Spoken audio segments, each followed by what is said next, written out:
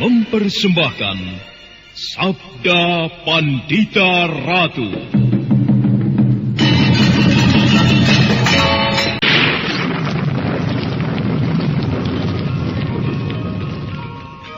Sabda Pandita Ratu.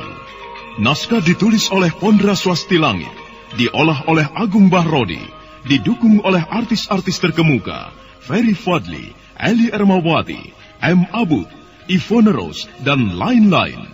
Teknik dan montase Ibing Arifin, dengan sutradara Dian Pertiwi.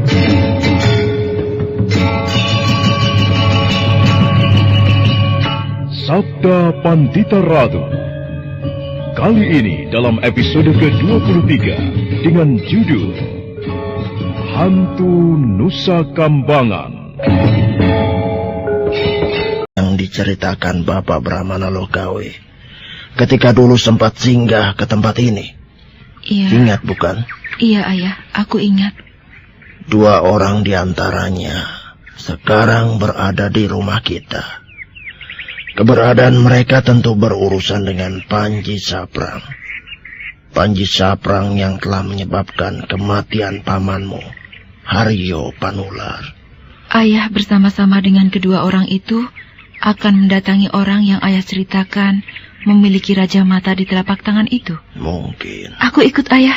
Aku tidak mengizinkan kalau Titis. Sayang sekali jika Ayah keberatan. Aku tidak menghendaki sesuatu terjadi pada dirimu. Sebaliknya Ayah, aku yang berada di rumah dan Ayah tinggalkan, aku akan gelisah memikirkan Ayah. Tidak perlu kau gelisahkan aku, Titis. Bersama kedua orang itu, nampaknya keadaan akan berbeda dengan ketika Ayah bersama pamanmu Haryo Panular dulu, ketika berurusan dengan Panji Saprang. Apakah Ayah mengira mereka itu mempunyai kemampuan yang tinggi? Perhitungan Ayah demikian, Titis. Ia masih bocah, Ayah. Nanti akan aku usahakan sebuah cara agar mereka mau mempertontonkan kemampuannya pada kita, bahwa pemuda yang bernama Lare Angon itu mampu mengalahkan Wondogeni, Lamatan, dan Pawoko. Tentu bukan pemuda sembarangan. Apalagi kemampuan menghapuskan kanuragan. Jelas bukan ilmu sembarangan, Titis. Baiklah, Ayah.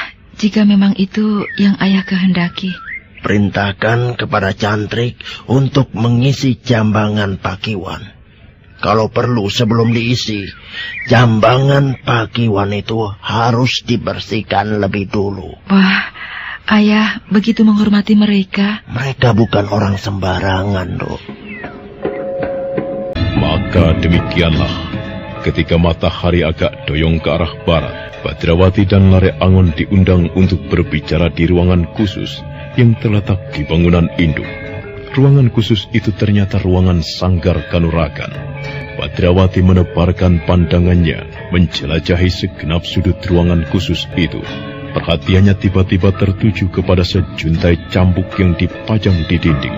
Karah yang mengkilat-kilat nampak menghiasi ujungnya. Anak mas berdua.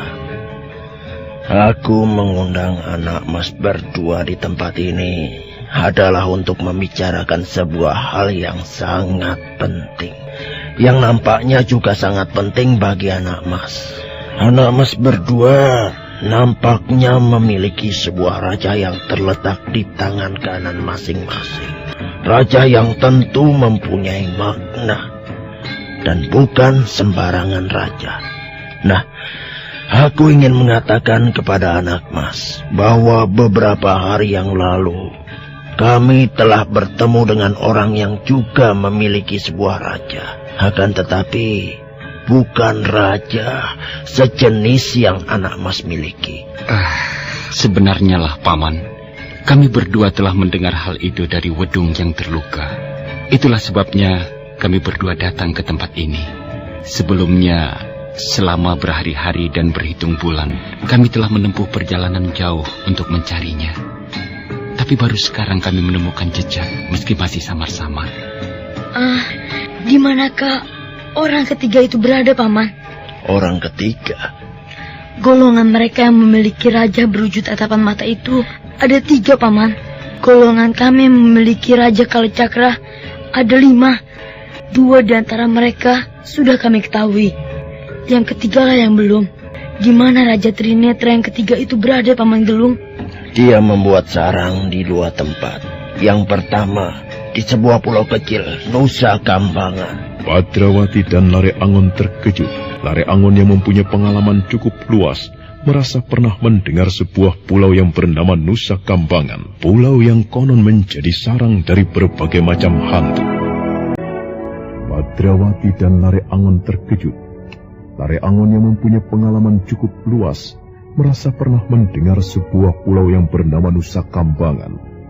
Pulau yang konon menjadi sarang dari berbagai macam hantu. Tak seorang pun dari makhluk yang bernama manusia berani mendarati pulau itu. Nusa Kambangan. Aku seperti pernah mendengar nama itu. Sebuah pulau yang juga disebut sebagai pulau hantu, di mana di sana berbagai macam dan jenis hantu bersemayam. Di mana pulau itu, Paman Gelung Keling? Sebagian orang menyebut pulau itu sebagai pulau hantu. Meski pulau itu berada tidak jauh dari pantai Cilacap. Akan tetapi tidak seorang pun yang berani memasuki. Ibarat jalmo moro, jalmo mati. Sato moro, sato mati. Manusia datang, manusia mati. Binatang memasukinya, binatang pun akan mati. Bahkan para nelayan yang begitu gagah perkasa menghadapi ganasnya ombak laut selatan, hanya berani lewat tanpa ada yang berani mendaratinya.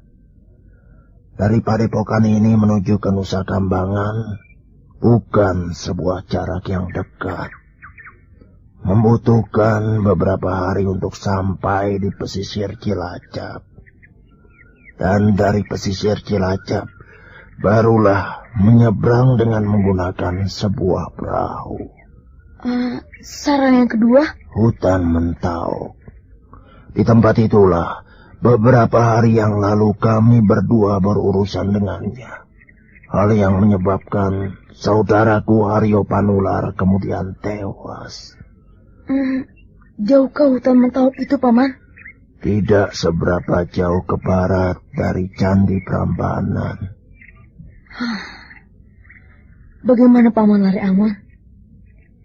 Rasa-rasanya aku tidak sabar lagi ingin segera ke tempat yang bernama Mentauk itu. Aku ingin segera bertemu dengan orang itu. Kalau sudah bertemu, aku ingin melihatnya. Apakah benar ia memiliki kemampuan dahsyat yang bernama Condo Birowo itu? Kita tidak boleh berurusan dengan orang itu. Kita harus segera kembali dan melaporkannya kepada Kameswara dan Bapak Panembahan Dwi Payana. Jarak yang kita tempuh telah jauh melebar ke arah barat, Paman. Jika kita kembali dan kemudian datang lagi ke tempat yang bernama Mentauk itu, maka... Jika demikian, salah seorang dari kita yang kembali. Sementara mungkin aku atau kau terus Mentauk itu? Telah aku memang akan pergi ke sana. Dan aku memang telah mempersiapkan diri untuk mengantar. Tunggu. Bukankah sebenarnya Paman Gelung Keling masih harus mengerjakan sesuatu? Sesuatu apa, anak mas? Dari Kisanak Wedung itu kami mendengar bahwa Ki Gelung Keling sebenarnya akan mantu. Perhelatan itu menjadi tertunda. Jadi, jika perkawinan anakku itu tertunda, tidaklah menjadi masalah. Bagaimana, Bibi? Pak, apakah Bibi cukup sabar untuk menunggu penundaan itu? Sebenarnya, Bibi memang tidak sabar, Badrawati. Akan tetap... Toh, hanya melibatkan keluarga sendiri? Tidak. Aku tidak ingin kawin dengan lelaki yang sedang sakit. Biarlah ia sembuh lebih dulu. Padahal, menurut perkiraanku, untuk sembuhnya membutuhkan waktu setahun lagi. Akan aku tunggu setahun lagi. Saat itu, Bibi akan menjadi perawan tua. Aduh, bicaramu semakin ngelantur tidak karuan, Badrawati. Aku sekedar bercanda, Paman. Jadi bagaimana, Paman Gelung Keling? Aku akan mengantarkan anak mas berdua ke hutan Mentauk itu. Sebaiknya Hadapan dengan Bajang itu, maka malanglah nasibnya. Jika Bajang itu dibunuh, maka ia akan membelah diri menjadi dua, membelah lagi, dan seterusnya. Itu satu hal samar-samar yang aku ketahui tentang Bajang itu, Paman. Bukan main. Ya, di antara mereka bertiga masih utuh lengkap. Namun sebaliknya di antara kami berlima telah berkurang seorang. Pacar Keling saudara kami telah mati di tangan Durga Parabandari sendiri. Sedang orang kelima dari pemilik Raja Kalacakra masih belum juga kami temukan, Paman. Ia belum muncul menampakkan diri. Panji Saprang. Orang itu bernama Panji Saprang. Benar, anak mas. Adakah orang itu memiliki sebuah tembok yang cukup besar di pipinya, Paman Gelung Keling? Iya, benar. Dia memiliki sebuah tembong di pipi yang sangat besar sekali. Bagaimana anak Angger bisa mengetahui hal itu? Paman Kameswara yang memberitahunya, Paman. Entah dengan cara bagaimana Paman Kameswara bisa mengetahuinya. Aku tidak tahu.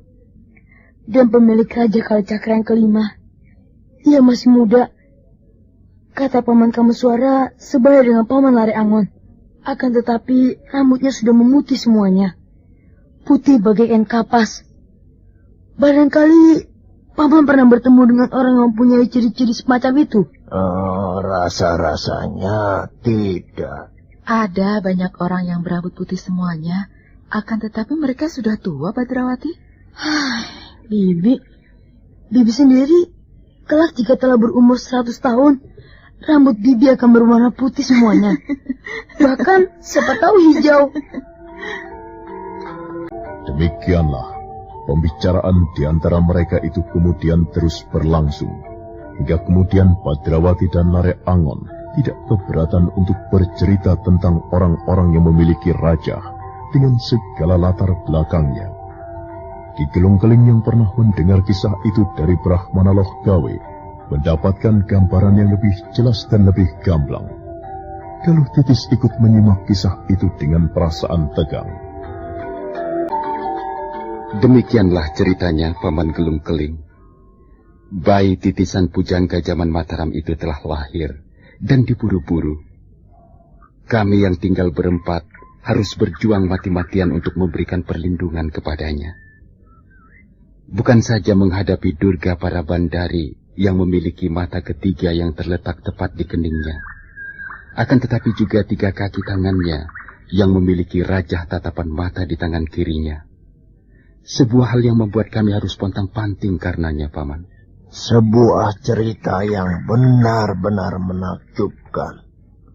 Dan bagi anak mas berdua, hal itu merupakan sebuah pepesten yang tidak bisa ditawar-tawar lagi. Sebuah harga mati, Paman. Kami harus menukar keselamatan adik bayi para meswara itu. Kalau perlu dengan nyawa untuk kematian kami.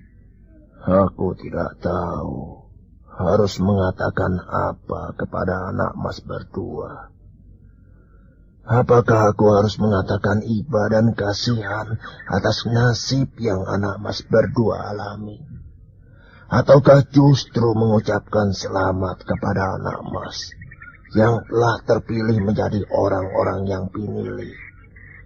Justru menjadi sebuah kehormatan bagi anak mas berdua karena memiliki tugas yang mulia itu. Aku merasakan hal yang sama dengan apa yang ayah rasakan. Kisanak Lare Angon dan Badrawati justru mendapatkan kehormatan dan karunia dengan memiliki raja itu. Kematian sebagai tebusan bukanlah sesuatu yang harus ditakutkan. Lagi pula, yang menentukan kematian bukanlah manusia, akan tetapi yang Batara Agung. Jika aku merasa kasihan itu justru tertuju pada ibu bayi itu. Ya, kau benar, Gali Titis. Tentu ibu bayi itu sangat menderita. menderita lahir dan batinnya. Sebagai seorang ibu, dia menderita karena harus berpisah dengan anaknya. Setiap kali aku teringat pada Bibi Pinaka, rasanya perih. Kasihan Bibi Pinaka. Ia sangat terpukul melihat di tangannya terdapat sebuah raja berwujud tatapan mata itu. Takdir itulah yang paling menyakiti hatinya dan perasaannya. Aku masih ingat betapa saat itu Bibi Pinaka menjadi liar dan seperti gila. Namun demikian anak mas berdua, marilah kita menengadah. Kita harus percaya bahwa kebajikan pasti akan mengalahkan kejahatan. Aku yakin, cepat atau lambat, penderitaan ibu bayi itu akan berakhir. Tidak ada perjalanan yang tanpa ujung, dan tidak ada burung yang terus terbang tanpa hinggap. Akan tetapi, Paman, sayang, semuanya itu harus ditebus dengan sebuah harga yang mahal. Bahkan seorang sahabat Paman yang sebenarnya tidak bersinggungan langsung dengan persoalan ini harus menebus dengan kematiannya. Sudah menjadi nasib Adi Haryo Panular.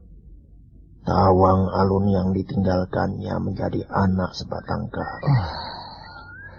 Bagaimanakah keadaan gadis itu, Paman? Dia sangat terpukul anak mas.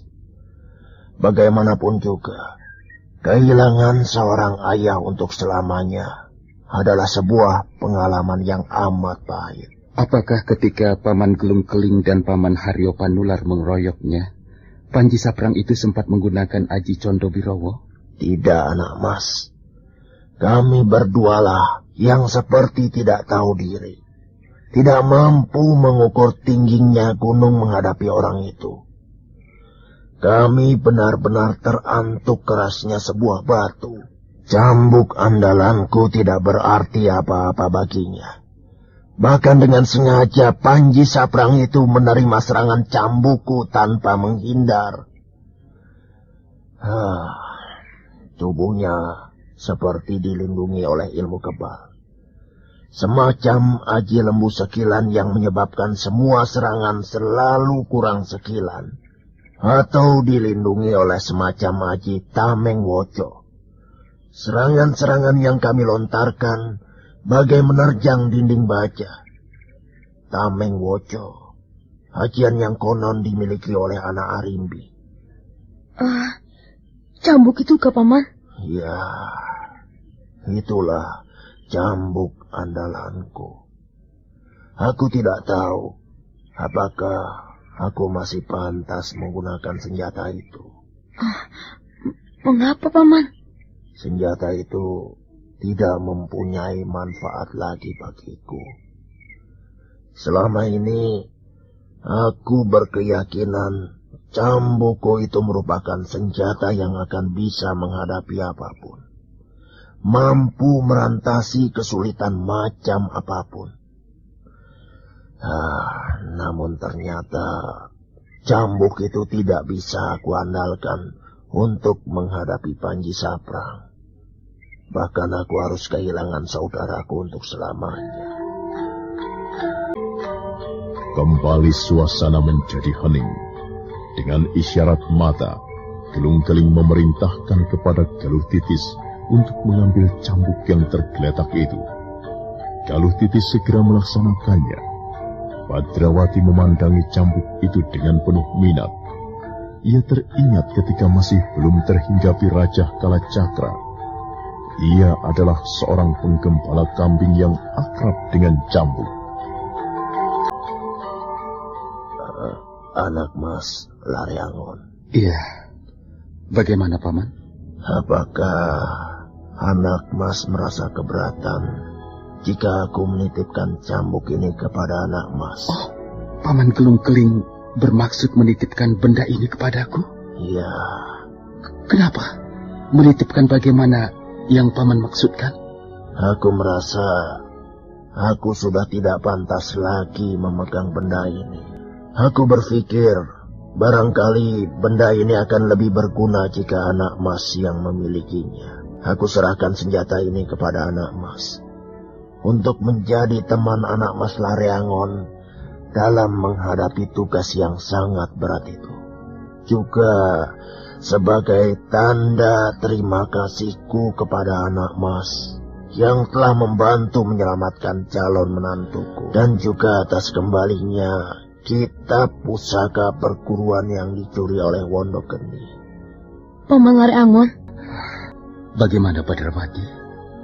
aku minta paman jangan menerimanya. Iya, aku sependapat dengan apa yang dikatakan oleh adikku ini, Paman Keling. Aku tidak bisa menerima cambuk ini. Bagi padepokan Segar Jati ini, senjata cambuk ini tentu merupakan sebuah lambang. Paman tidak boleh menyerahkannya kepadaku.